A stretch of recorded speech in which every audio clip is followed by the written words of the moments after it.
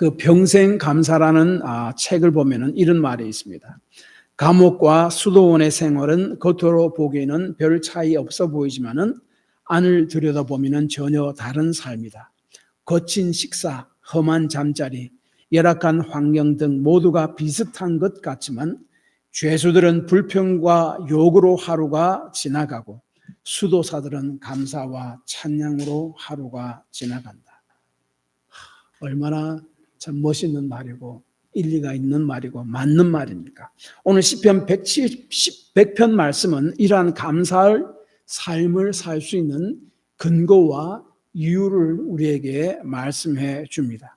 어떠한 환경 가운데서도 찬송과 감사의 삶을 살 수 있는 이유가 무엇인가에 대해서 말씀하는 것이 바로 오늘 시편 100편 말씀입니다.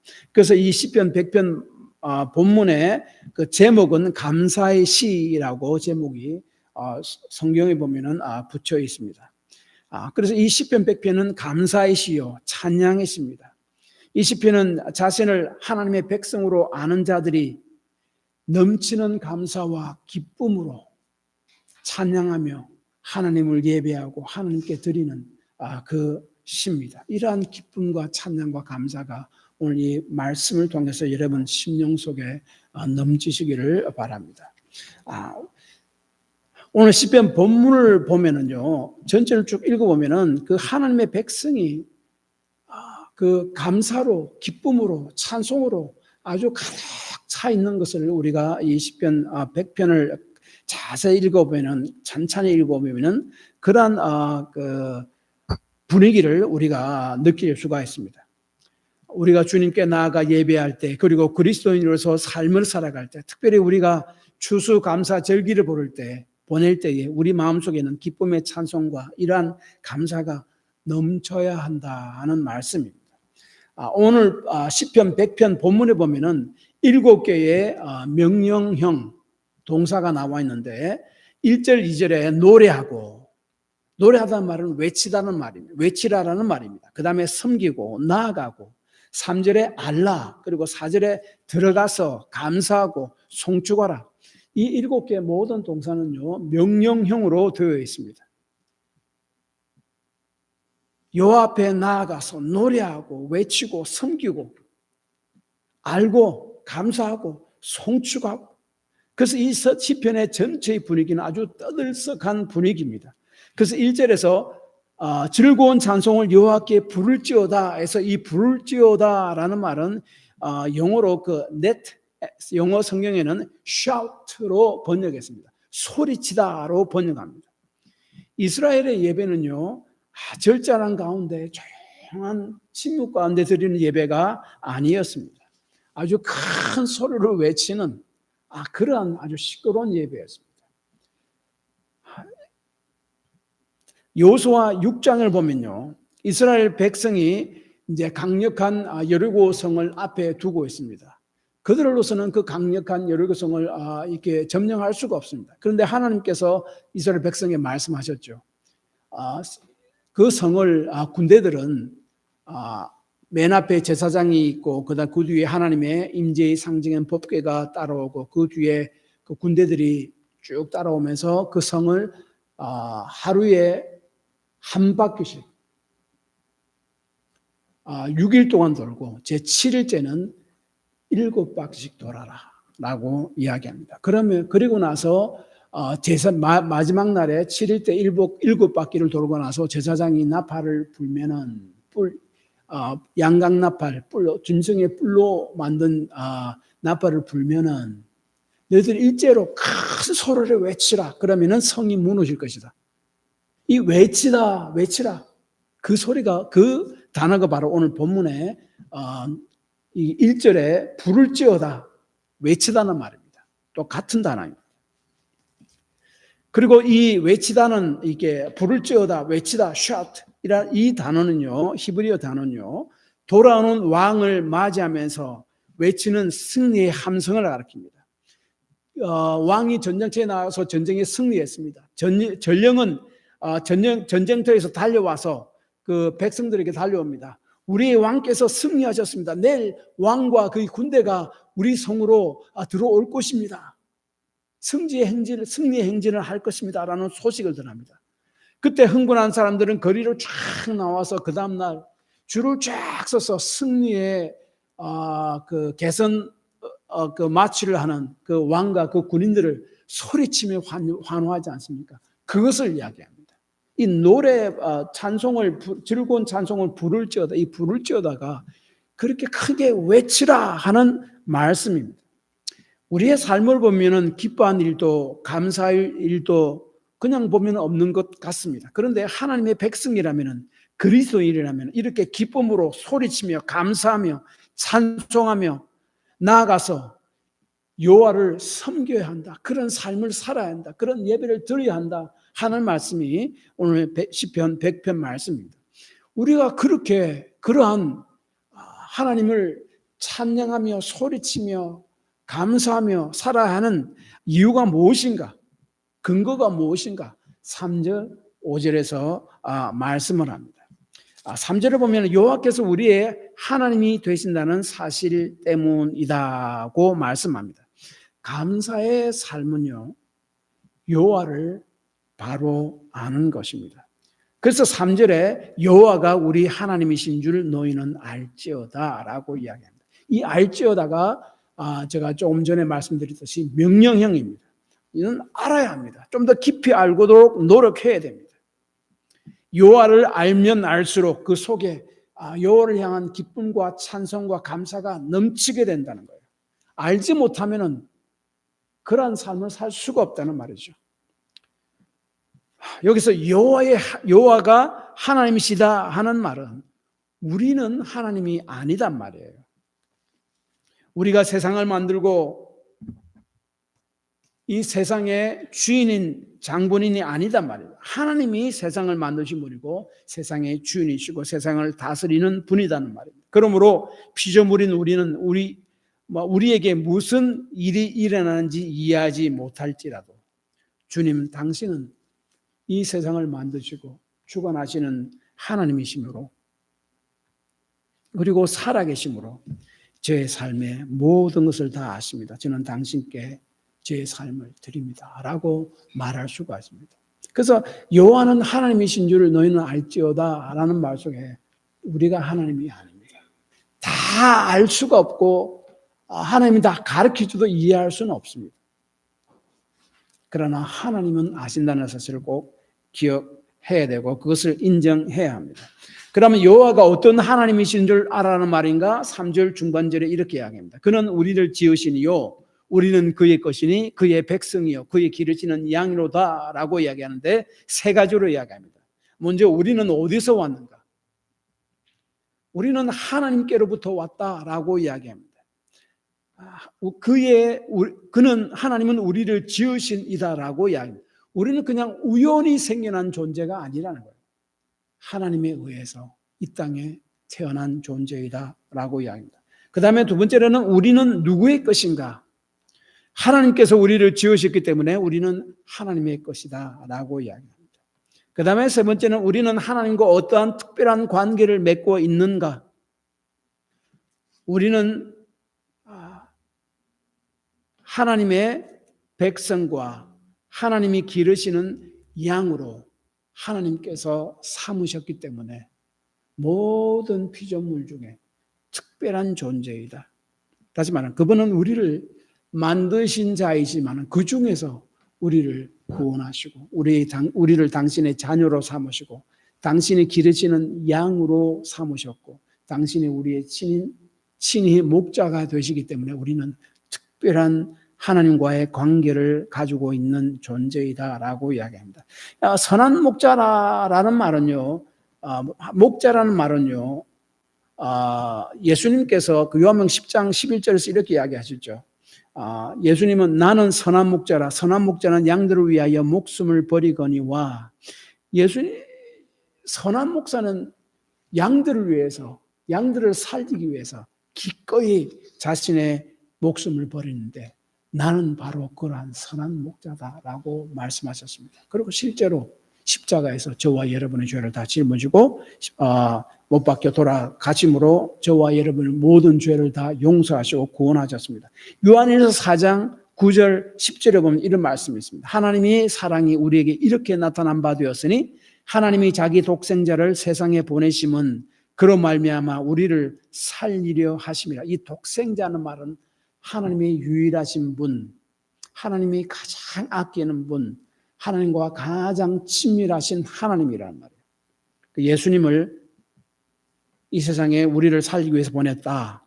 그 다음에 10절에 사랑은 여기 있으니 우리가 하나님을 사랑한 것이 아니요 오직 하나님이 우리를 사랑하사 우리 죄를 위하여 화목제물로 그 아들을 보내셨습니다 라고 이야기합니다. 여기 특별히 이 말씀, 특별히 10절에서 강조하고 있는 것은 우리 인간은 하나님을 먼저 사랑할 수 있는 존재도 아니고 사랑을 받을 만한 존재가 아님을 이야기합니다. 그래서 우리가 하나님을 사랑한 것이 아니요 라고 이야기합니다. 우리가 먼저 하나님을 사랑했기 때문에 혹은 사랑받을 행동을 했기 때문에 사랑받을 자격이 있기 때문에 독생자 예수 그리스도를 우리를 위해 이 땅에 보내신 것이 아니라고 이야기합니다.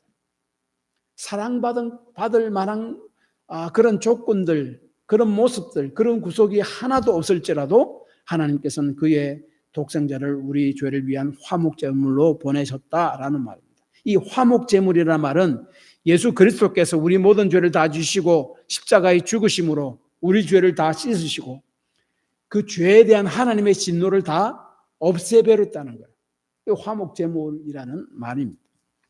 그러므로 하나님의 사랑이란 하나님을 먼저 사랑하지도 않았고 사랑받을 만한 행동도 하지도 않았고 오히려 하나님을 진노를 일으키는 죄만 지는 우리를 위해서 하나님께서 자신을 가장 사랑하시고 자신에게 있어서 가장 고귀한 독생자 예수 그리스도를 우리를 위해 보내시고 우리 죄를 대신 지게 하시고 우리 대신 형벌을 받게 하심으로 우리 죄를 다 씻으시고 영적으로 죽은 우리를 다시 살리신 것이다. 그 하나님의 사랑이다라고 이야기합니다.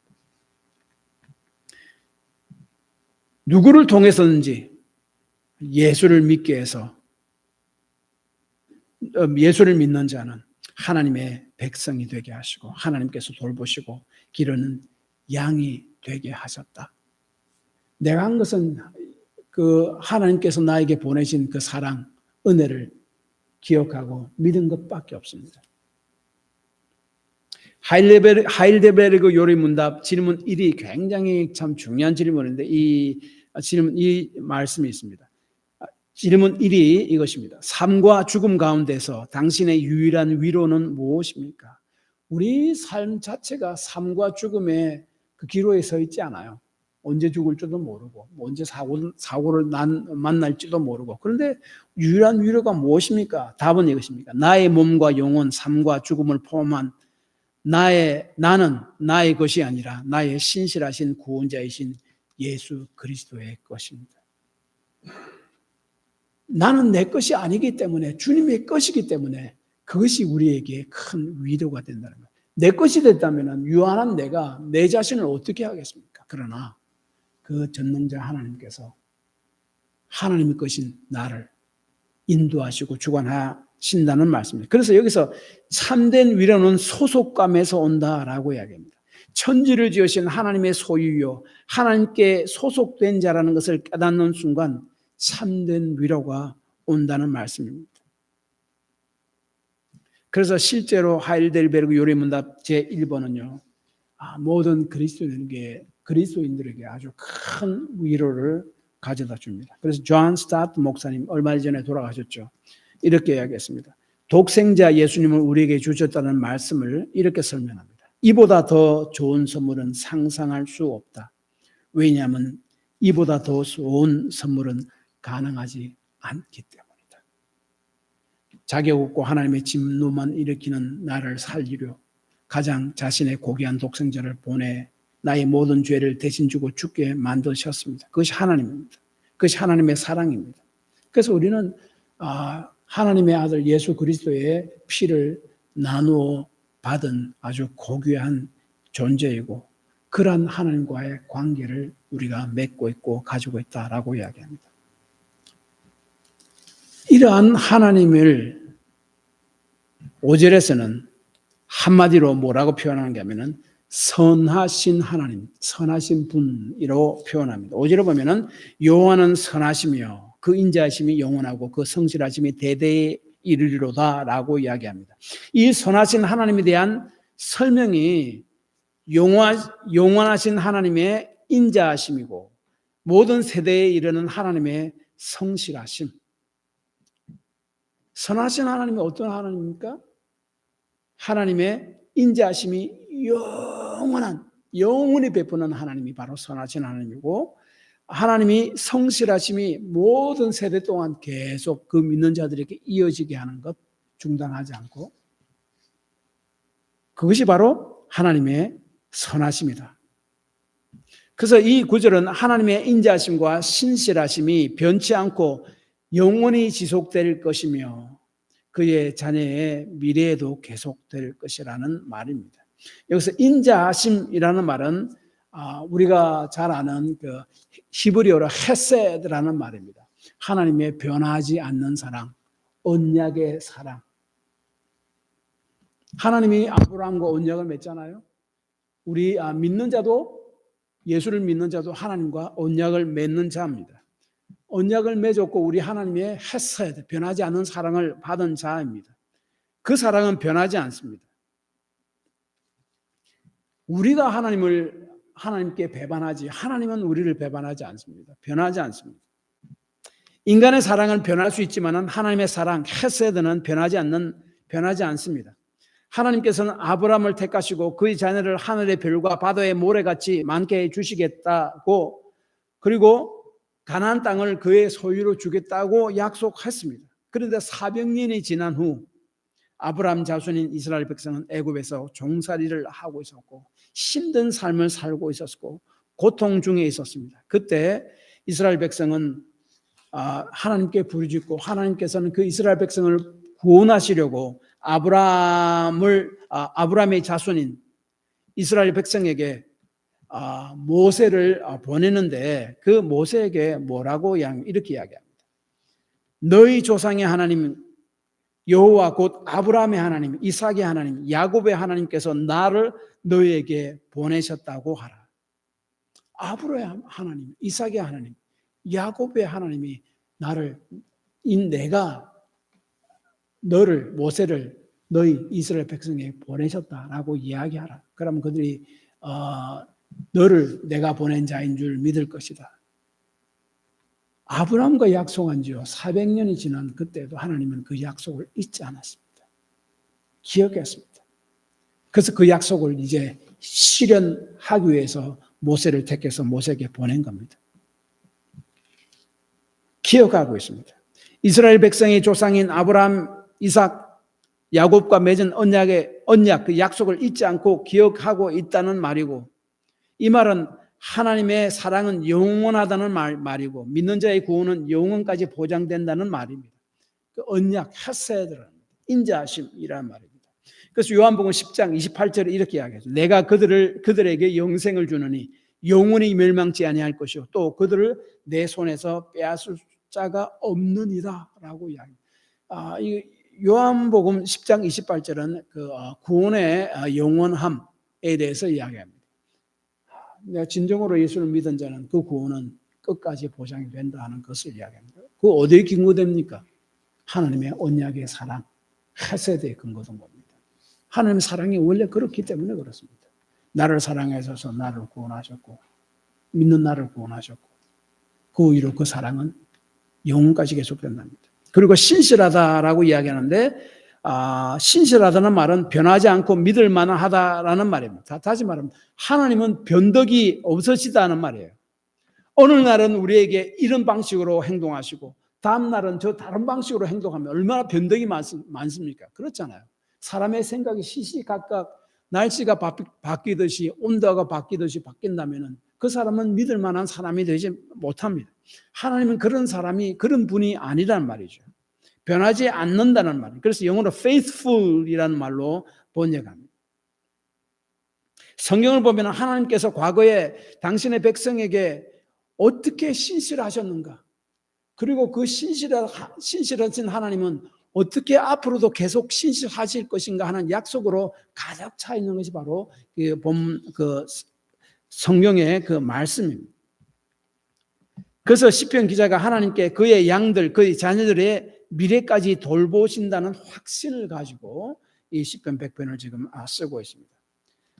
이사야 49장 15절에 보면 이런 말씀이 있습니다. 어머니가 어찌 그 젖먹이 자식을 잊겠으며 자기 낳은 자식을 긍휼히 여기지 않겠느냐. 비록 어머니는 잊을지라도 나는 잊지 아니하리라 라고 말씀합니다. 왜 그렇습니까? 부모는 자기 낳은 아이를 절대로 잊지 않습니다. 그런데 혹시 간혹 그런 사람이 있습니다. 그럼에도 불구하고 하나님은 절대로 그렇지 않는다. 왜 그렇습니까? 뭐 때문입니까? 하나님의 인자하신 사랑, 헤세드 때문이고 하나님의 성실하심, 신실하심, faithful, 변하지 않는 신뢰할 만한 분이기 때문에 그렇습니다. 그런데 이 사단은요, 하나님의 선하심을 의심하게 만듭니다. 왜냐하면 하나님의 선하심을 의심하게 만들면 사람들은 하나님을 신뢰하지 않게 될 것이라는 것을 잘 알기 때문에 그렇습니다. 그리고 하나님을 신뢰하지 않으면 하나님에 대한 믿음도 없어지고 하나님에 대한 찬양과 예배와 순종 다 없어지게 되는 거죠. 그래서 사단은 처음부터 하나님의 선하심에 대한 진실을 왜곡하게 만들어서 사람들로 하여금 그 하나님을 따르지 못하도록 노력해 왔습니다. 그 첫째 노력이 뭔가 하면 에덴 동산 때입니다. 그 하와를 유혹했을 때에 그 사단의 주된 계략은 그 하와가 그 열매를 먹지 못하도록 금한 그것을 가지고 하나님의 선한 의도를 하와가 의심하도록 만드는 것이었습니다. 사단은 하와에게 이렇게 이야기하죠. 하나님이 아시다시피 너희가 그것을 먹는 날에는 너희 눈이 밝아져서 하나님같이 되어 선악을 알게 될 것이다. 그래서 그것을 막은 것이다. 다시 말하면 사단은 하나님이 너희에게 좋은 것을 주시지 않으려고 그것을 지금 막으신 것이다. 하나님의 선한 의도를 의심하게 만듭니다. 그래서 하와는 그 사단의 비방을 듣고 하나님은 선하지 않다는 생각을 이어지게 되고 결국 하와는 하나님의 명령을 정면으로 어기게 됩니다. 선하지 않다고 생각하는 하나님을 어떻게 찬양하고 그 하나님께 감사하고 어떻게 그 하나님의 명령을 따르겠습니까? 사단이 성공한 겁니다. 그러나 하나님은 선하다고 생각할 때에 우리는 그 하나님을 찬송하고 감사하고 그의 명령에 기꺼이 따를 마음이 생겨납니다. 그래서 우리가 어려움을 당하면 하나님이 선하지 않다는 생각이 우리에게 자주 들어오게 됩니다. 그러나 그것은 사단이 가져다 주는 생각이다 하는 것을 여러분 꼭 잊지 말고 기억해야 할 것입니다. 다윗을 한번 보시기 바랍니다. 다윗의 생애야말로 좌절하고 낭망하고 불평하려면 해야 할 만한 대표적인 인물 중에 한 사람이었습니다. 그가 처음 왕이 되는 예식이었던 그 기름 부음을 받았을 때 바로 왕으로 등극한 것이 아니었습니다. 백성들도 바로 그를 왕으로 인정해 준 것도 아니었습니다. 현재의 왕인 사울 왕이 버젓이 살아 있었고 그래서 그 현재의 왕인 사울은요 시기심으로 인해서 다윗을 죽이려고 온갖 수단 방법을 다 동원해서 다윗을 죽이려고 하고 있었습니다. 그래서 다윗은 자신의 나라 이스라엘 땅에 살 수가 없어서 적국인 블레셋 나라로 도망치며 멀쩡하게 그냥 있으면은 그 블레셋의 가장 큰 장소인 골리앗을 죽인 사람인 다윗이니까 자기 신변에도 위험이 있을까봐 일부러 미친 체하며 겨우 살아남습니다. 그때 그러한 상황 가운데서 다윗은 뭐라고 감사하고 찬송한 줄 아십니까? 시편 34편에 그 기록이 있습니다. 34편의 부제가 그 제목이 아비멜렉에게 블레셋 아비멜렉 왕입니다. 미친 채 하다가 쫓겨나서 지은 시입니다. 그래서 34편 1절에 내가 여호와를 항상 송축하며 라고 이야기합니다. 7절, 10절, 11절에 여호와를 경외하리라. 그 다음 8절에 너희는 여호와의 선하심을 맛보아 알지어다. 그에게 피하는 자는 복이 있도다. 다윗은 피할 곳이 없어서 적국인 블레셋으로 피한 것을 여호와께 피한 곳이다라고 이야기합니다. 그렇게 하기까지 자신의 그리고 좀 미친 채 하면서까지 자신의 목숨을 부지한 것을 여호와의 선하심을 맛본 것이다라고 말하고 있습니다. 그리고 19절에 의인은 고난이 많으나 여호와께서 그 모든 고난에서 건지시는도다. 다윗은요 사울의 칼과 죽음의 피해서 적국인 블레셋에서 도망와 자신이 미친 채 하고 겨우 살아난 그 경험을 여호와께서 고난에서 자신을 건진 것으로 노래하고 있습니다. 찬송하고 있고 감사하고 있습니다. 어떻게 그것이 가능했습니까? 하나님의 선하심을 믿음으로 그를 향한 하나님의 인자하심과 헤세드, 신실하심이 영원하다는 사실을 믿음으로 그러한 열악한 고난의 상황 중에서도 하나님을 찬양하고 하나님께 감사할 수 있었습니다. 그리고 사울을 피해 아굴람 굴로 도망갔을 때도 불평하기는커녕 하나님께 감사합니다. 시편 57편은 다윗이 사울을 피해서 굴에 있을 때 지은 시인데 그 57편 7편을 보면은 7절을 보면 이렇게 이야기합니다. 하나님이여 내 마음이 확정되었고 내 마음이 확정되었사오니 내가 노래하고 내가 찬송하리라. 그 9절에는 또 주여 내가 만민 중에서 주께 감사하며 문나라 중에서 주를 찬송하리라. 그 삶의 어려움 속에서 고난 가운데서라도 쫓겨가는 그 상황 가운데서도 그 하나님께 어떻게 찬송합니까? 여호와의 선하심을 믿었기 때문입니다. 자기를 향한 여호와의 인자하심, 그 사랑이 영원하고 변하지 않은 하나님의 신실하심이 계속적으로 자기에게 임하신다는 사실을 믿었기 때문에 그렇습니다. 그러므로 그 상황 가운데서도 하나님을 찬양하고 감사합니다. 이 감사를 통해서 그 믿음이 더욱더 강해지고 하나님의 그의 삶을 더 축복하죠. 이것이 바로 다윗이 보통 사람과 달랐던 점이고 하나님께서 다윗을 하나님의 가장 사랑받는 사람 중에 하나요. 이스라엘의 위대한 왕으로 선택한 이유입니다. 요나도 마찬가지입니다. 요나를 보십시오. 하나님의 말씀에 불순종해서 하나님부터 도망갑니다. 하나님이 그 올바르지 못한 선하지 못한 명령을 자기가 한다 생각해서 하나님의 명령을 어기고 도망가다가 멀리 가는 배를 타고 가다가 풍랑을 만나서 바다 속에 던져버렸습니다. 하나님께서 징계를 내리신 겁니다. 그래서 그 큰 물고기가 그를 삼키는데 그 물고기 뱃속이 하나님의 징계의 장소입니다. 그런데 그는 죽지 않고 아주 살아있습니다. 그 물고기 뱃속에서 그 요나는 자신의 잘못을 깨닫고 뭐라고 기도하는가 하면 회개하고 하나님께 감사합니다. 요나서 2장 8절에 보면 2장 8절 9절에 보면 요나는 이렇게 기도합니다. 거짓되고 헛된 것을 숭상하는 모든 자는 자기에게 베푸신 은혜를 버렸사오나 나는 감사하는 목소리로 주께 제사를 드리며 나의 소원을 주께 갚겠나이다. 회개를 하고 나서 나는 하나님께서 나에게 주신 은혜를 나는 잊지 않습니다. 그래서 내가 이 징계의 장소 속에 물고기 뱃속에도 언제 죽을 줄 모르는 그런 급박한 상황 속에서도 하나님께 제사를 드리며 찬양합니다. 감사합니다. 라고 이야기합니다.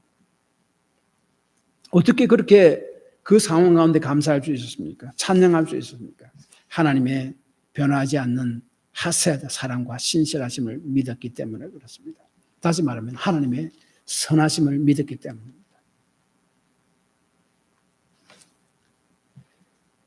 그리고 이 본문이 시편 100편이 한 가지 더 이야기하고 있는 것은 기쁨으로 찬양하고 감사하는 삶은 그 하나님이 선하시다는 사실을 바로 알고 믿음으로 어떠한 상황 가운데서라도 기쁨으로 찬양하고 감사하는 삶은 선교적인 삶이 된다라고 이야기합니다. 복음을 믿지 않는 사람들에게 복음을 전하는 선교의 삶이 된다는 말입니다. 1절에 보면은 기쁨으로 찬양하고 감사하는데 온 땅을 초청합니다. 온 땅이 와서 그것을 보라는 거예요. 같이 찬양하고 하나님께 감사하다는 거예요. 온 땅 속에는 하나님을 모르는 자, 예수를 믿지 않는 자들이 다 포함되어 있습니다. 그런데 3절을 보면은 그 찬양과 감사는 그 예배는 바로 하나님의 백성, 하나님의 것, 하나님의 기르시는 양인 하나님의 백성, 오늘날 이야기하면 그리스도인이 찬양합니다. 무슨 말인가? 이런 이야기입니다. 그리스도인이 하나님 백성이 어떠한 환경 가운데서라도 하나님을 바로 알아서 그 하나님의 선하심을 믿고 기쁨으로 찬양하며 감사하는 삶을 살 때에 하나님을 온 땅의 사람들에게 증거하는 선교의 도구가 된다는 말이에요. 그래서 이 찬양과 감사의 삶은 선교적인 삶이 됩니다. 그래서 시편 100편은요. 선교의 삶에 대해서 또한 이야기를 하고 있습니다. 아주 수년 전에 곧 프로로 전향하려던 아주 촉망받던 아마추어 서퍼가 있었습니다. 여자 서퍼입니다. 13살에 불과했습니다. 최고의 기록을 갱신한 아마추어로서 아주 촉망받는 서퍼였습니다. 그런데 그 여자애가, 그 서퍼가 연습하던 중에 보도에 누워서, 서핑 보도에 누워서 잠시 휴식하던 중에 그 4.5m의 거대한 호랑이 상어가 달려들어서 그를 물어버렸습니다. 왼쪽 팔이 다 잘려서 나갔고 팔이 없어져 버렸습니다. 그리고 피의 3분의 1이 그 피를 또 흘렸습니다. 그러나 기적적으로 살아났고 치유 후에 다시 서핑하기 시작했습니다. 사고를 당한 후에 그 인사이드 에디션이라는 ABC 여러분 방송 보면 있는데 지금은 그 앵커가 바뀌었는데 오래 전까지만 해도 그 앵커가 그 드보라 노빌이라는 여자 앵커였습니다. 그 앵커와 그 인사이드 에디션에서 인터뷰를 했는데 그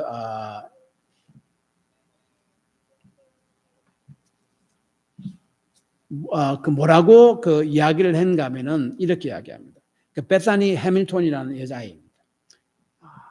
이렇게 이야기합니다. 그 자연스럽게 자신을 그 인터뷰에서 기독교인이라고 자기는 소개하고 인터뷰를 마치고 나서 이렇게 이야기합니다. 팔을 잃고 피의 3분의 1을 잃었지만 하나님께서 제 삶의 목적을 가지고 계시다고 믿기 때문에 저는 살아 있습니다.